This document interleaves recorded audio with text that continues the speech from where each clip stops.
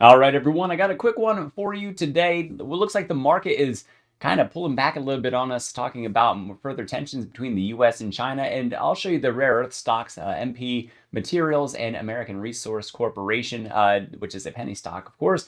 Both of them sort of taken off again this morning, which gives further credence to the market softness because of that tension that we see. And then we'll also take a look at the best penny stocks to buy now. Navatas Semiconductor, after I put in my video yesterday, absolutely pumping because of its involvement with NVIDIA, with its technology. So putting itself in that sort of centered key location, it could be that maybe with this first pump that we see that we don't have the top in for Navatas Semiconductors, rather a story that is just beginning. So we're going to take a technical analysis view of those as well as ONDS and then also bigbear.ai and RZLV as well. Those stocks and a whole lot more. Let's put this up here for you. So pre-market, let's actually go back to SPY.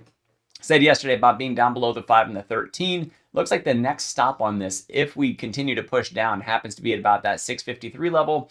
Even stronger support down here at 651, which is a key Fibonacci extension level. And it also happens to be where that 50 EMA is coming up for us. If we look a little bit to the left, you guys can actually see some of the buying pressure that we end up getting down here when we reach down into these levels, giving further evidence to the fact that we could be pushing back up from there if we're going to see that bounce happening. So likely, it sounds like this US-China stuff is going to keep on giving us the wibble wobbles, the bouncy bounces, the volatility in the market. And if it drags us down, then we just look to see where that real line is for where the dust is going to settle. Right now, I got to say, one of the headlines that I saw use the word rattled.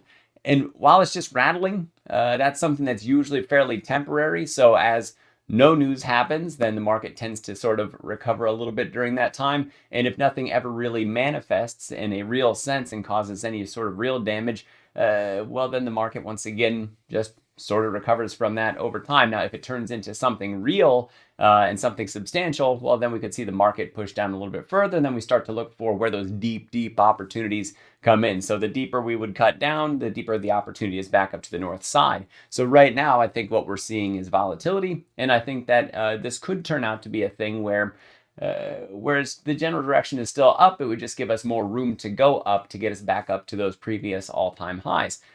We don't necessarily have the evidence yet that any sort of true sell is coming, so I'm not ready to go short on the market. So let's put that back up there. Here's the cues for you, looking a lot the same as the SPY and also showing signs of massive support down here. If we make it down to the 50 EMA, there's also some pivots that also happen to be right around that low 580 level, if you will. So 582.64, 583.69. So if this thing is going to push down harder, we could see that. And it's the pre-market, so things can happen from here. It would take us back up to the north anyway. So not a doom and gloom story by any means. This could be like a watch for the opportunity, watch for signs of that turnaround coming back in. And we also want to keep in mind a sentiment shift where the market shifts from generally bullish to generally bearish. And we don't have evidence that that's the case yet. So we're still in that generally bullish territory. So IWM, the risk on assets, if you will, down below the 5 and the 13 EMAs, and the 50s all the way down at 235. And we actually have a decent shelf right down here at about 240. We'll see where we reach to today. Getting back up on top of the 5 and 13 EMAs for every one of these ETFs that track the major indices, the S&P 500, NASDAQ 100, and then the Russell 2000 stocks. Getting back on top of those moving averages is going to be huge for showing us room for that further upside. Until then, the resistance for us, and we got to watch and see the behavior of the candles right around those resistance levels. So putting that back up there for you. Bitcoin selling off a little bit more, not able to recapture its 50-day, so it fell down through, retested. And then today we got that rejection with the market selling off. So that would actually be something that if you're trading Bitcoin itself, this is one where that short position would be reasonable to put that in, especially actually your stop would be just up here at 116.320 according to this chart. So we're up at the 13 EMA and the trade would actually be down here. You'd have to be careful because of this support area that happens to be there. So down below 113 would be not just below that candle, although you could, but you could be trading right into some support if you went short on something like this. We could see this travel down 109, down below that. Lots of support down at 107, including the 200 EMA. bigbear.ai.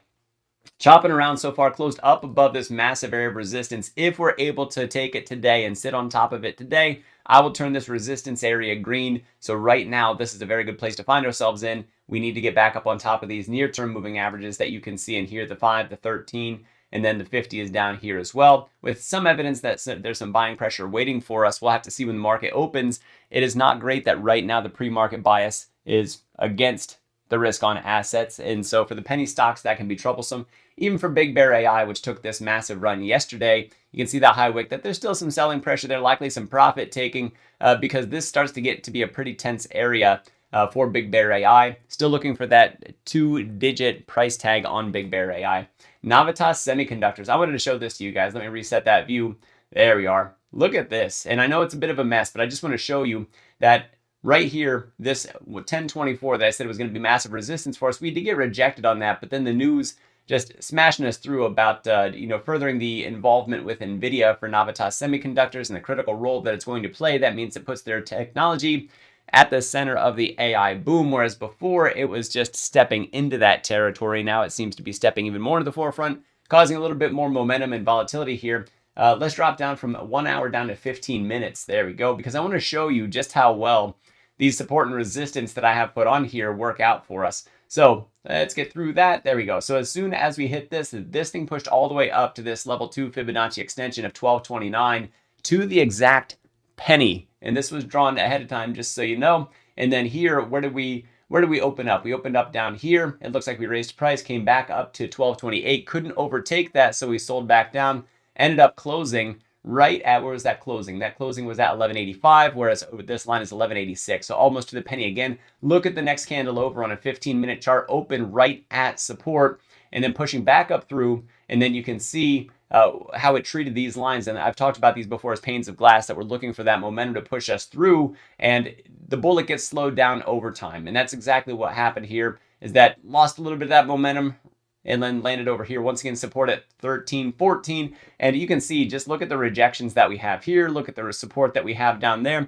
And so technicals like these, you guys can learn how to draw them. I can show you how to draw them. There's also coursework through Stockmo Academy down in the description. There's a technical trading course that involves technical analysis as well, or actually goes very deep into technical analysis. And then an options course as well, which I use day in, day out, anytime that I'm able to trade, looking for those opportunities to bring alpha to my portfolio. That coursework through Stockmo Academy, just use code word doctor when you sign up. It's going to save you $400. Bundling the courses gets you a bundle discount. So let me put that back up there. ONDS. Check this out. This is beautiful. Look at that trend line. I said, watch for us to break above this yesterday. We broke above it. We almost got that retest down here in the pre-market hours this morning. So we could have some further upside as we stay above that. The trouble is the market bias. Watch the market bias. I promise you that it's very important to see further upside from here. RZLV, did it break its trend line? Momentarily, barely, it broke this trend line. And I said we need to get on top of 563. And look where we got shut down, right at 563, sold off. We still need to push up above the trend line, and we got to overtake this resistance to the north. That's going to give us a bit of a push, if you will, but we have a lot to break through. I would say it's not really until we get above 620 that we start to get a little bit more freedom. So it's going to take volume, and it's going to take a big push to get up there. And if we look at a daily chart, look at the daily chart for it. There we go.